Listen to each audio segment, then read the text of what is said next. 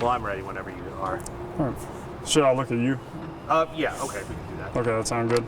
All right.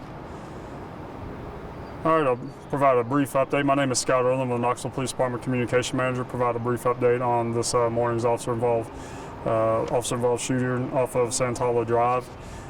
Based on the preliminary investigation, at this point, the following occurred at around 7:40 a.m. this morning. 2 Knoxville Police Department officers responded to an address in the 4700 block of Santala Drive.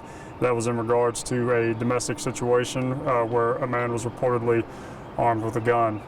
The two officers arrived on scene at approximately 7:50 a.m. They entered the home, announced themselves, and then they quickly encountered a man who was armed with a gun, who then shot a female who was inside the home. Officers then fired in response, struck the man at least one time, and they also quickly requested medical assistance. The man was pronounced deceased at the scene, while the woman was transported to the UT Medical Center to be treated for a gunshot wound to the face. At this point, it seems like she those injuries are considered non-life threatening, and she was at the UT Medical Center receiving treatment for those injuries.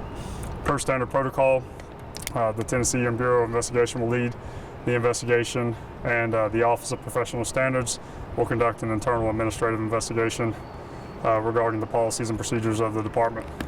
The 2 involved officers have been placed on routine administrative leave. Do you know if the officers, when they got there, knew what they were walking into, if the man had a gun? We don't know exactly what they knew they were walking into, but they did know that they knew that they were responding to a domestic situation involving a man who was armed with a gun. Okay. And just to clarify, how many total officers were involved in this shooting? 2. What will be the? I know not the stat, but how severe were the injuries to the woman? We don't know that just yet. Again, we know that she was transported. She had a gunshot wound to the face, but we also know that thankfully at this point it appears those injuries are non-life-threatening, and she remains at the UT Medical Center receiving treatment. Were there any words or negotiations that took place before shots were fired? Not at this point. By all appearances, this was a situation where that was not even an option. This really escalated very quickly. Thanks, guys. Appreciate y'all. Thank you.